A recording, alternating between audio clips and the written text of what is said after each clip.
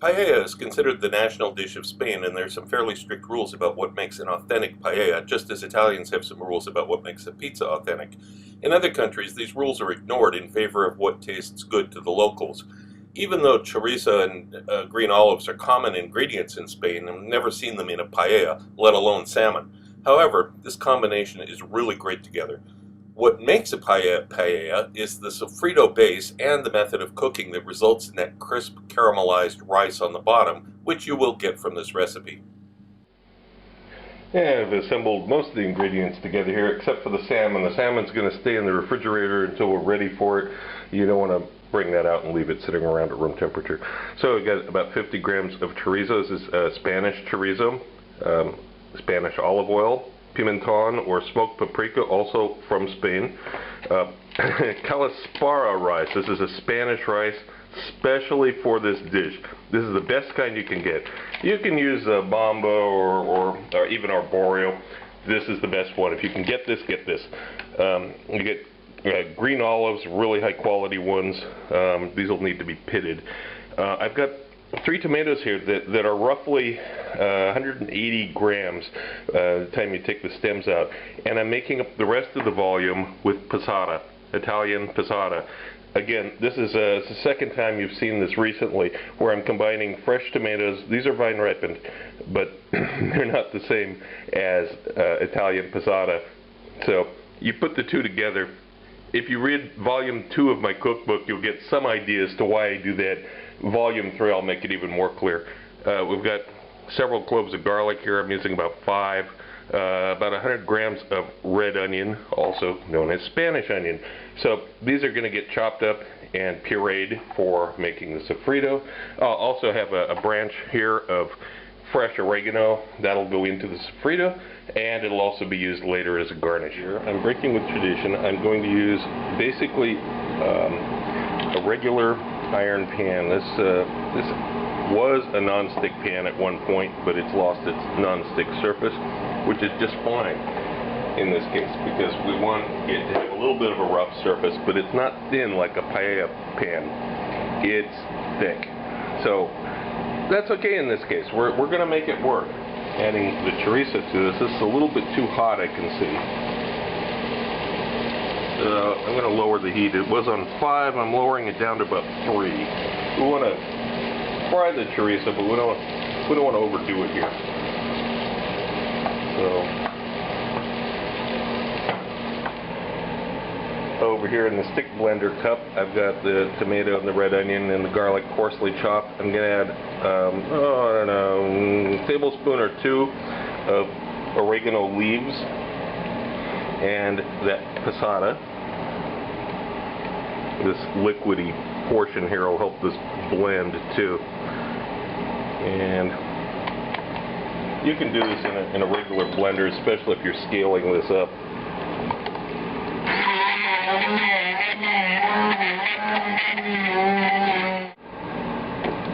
And after a couple minutes, you end up with good pureed sofrito. So a lot of sofrito is going to be very flavorful.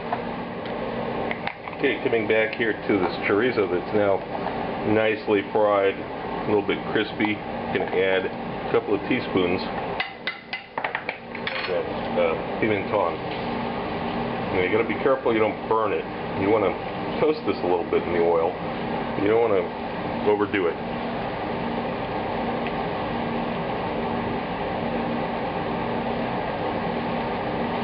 Good. This looks pretty good. Now we're going to add the sofrito in.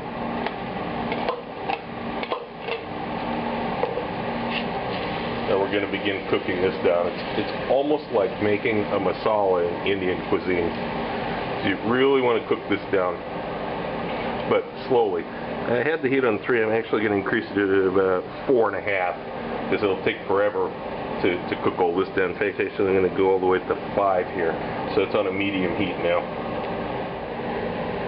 Meanwhile, on a back burner, I've got chicken stock, chicken broth that I've brought up to a simmer. Here's the oregano branch that's going to go in there. There's no point wasting that. It's still got some flavor in it. I picked the leaves off of it for the sofrito.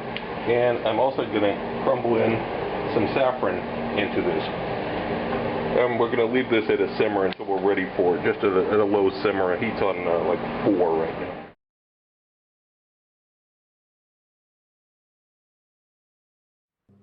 Generally, good quality olives have pits in them, so you'll have to remove them by either flattening them against the side of a knife or using an olive pitter. But of course, they'll shred the olives a little bit. That's okay. Just realize that's why they look like this in the final product. Here's what it looks like after about 10 minutes. Getting close, but still not quite done. Thick, but we're going to let it go a little bit more. Yeah, it's been 5 more minutes. You can see that this is darkened some. Now it's ready. Now I'm going to add in that rice.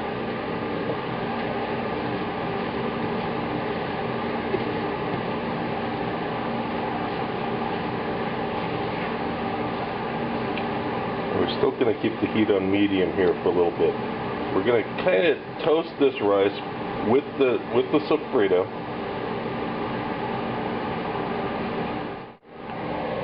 Now, it's been about 5 minutes. I've only stirred this during this time. I've only stirred this about 2 or 3 times.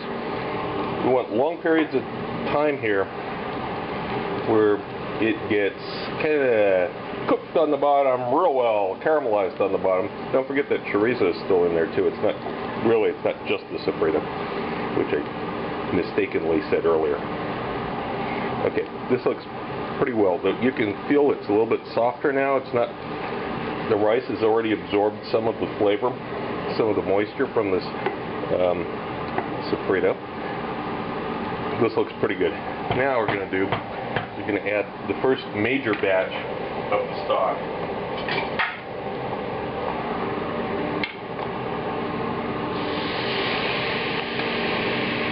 At this point, you're still allowed to stir it. Quite a bit here. Not only do we want to stir it, but we want to kind of even it out the bottom of the pan here, so we don't end up with part of it dry and part of it wet at the bottom. That will not be good. Okay.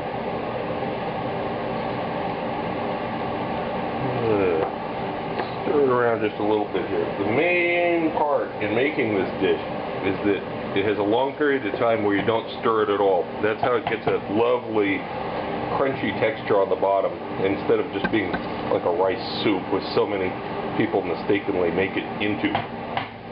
Okay, I'm going to let it cook here for another couple minutes. It's been about 10 minutes now, and you can see that the surface of this is completely dried now.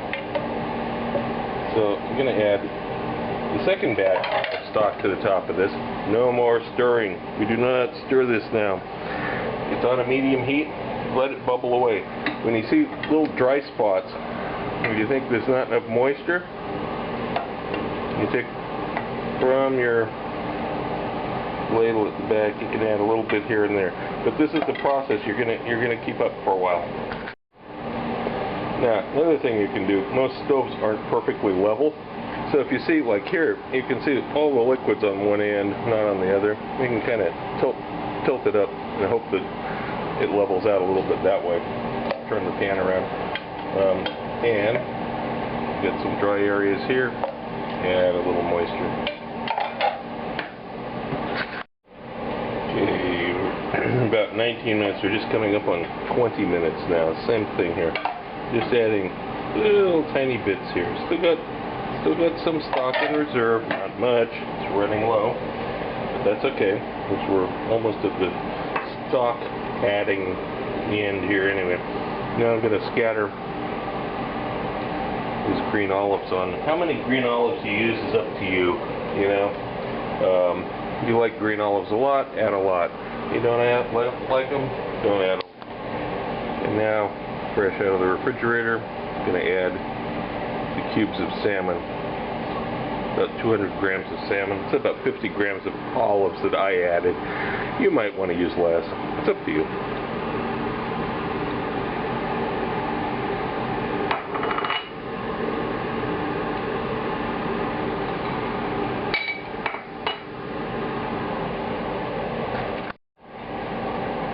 another few minutes. I've rotated the pan.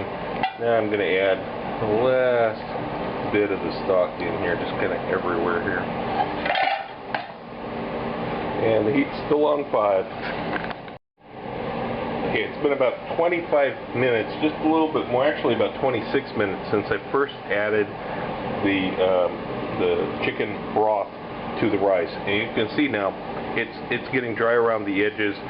Now here comes the next secret to this. We're going to put a lid on this, and now I'm going to finally crank the heat from 5 to 8, and we're going to let this go for a little bit. This will crisp up the bottom. It'll help cook the rest of it, including the salmon, and it'll make the texture better. And here we have 5 minutes later, and it takes a lot of trust and confidence to let the heat crank for 5 minutes. I know. Now I'm going to turn the heat way down from 8 all the way down to 3. And the aroma here is what your clue is that it's at the right stage.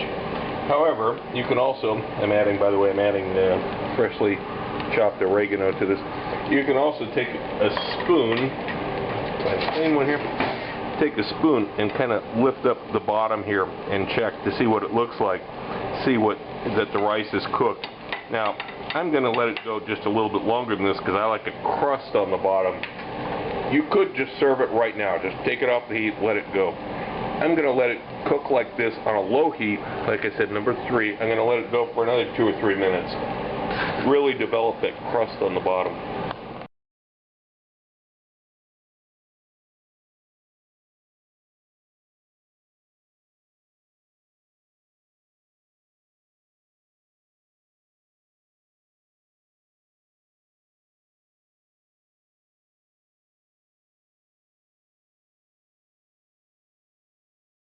The second volume of my cookbook is now available through Amazon and other booksellers. It covers the YouTube recipes from the last 8 months with more in-depth information. I received requests for the procedures on all recipes, and I've listened to you. Every recipe has step-by-step directions, and of course there are recipes that aren't on YouTube. But this is not just a recipe book. Far from it, as you can see from some of the topics scrolling by here. I'm certain that anyone who watches my channel and any serious cook will find this book a treasury of useful and new information you won't find anywhere else. If you want to know more about my adventures as a chef around the world and have some great laughs along the way, be sure to check out the video tour of my book, 40 Years in One Night. It's up on YouTube right now. Click the link. Also look for my cocktail book, Cocktails of the South Pacific and Beyond, Advanced Mixology, available through Amazon online.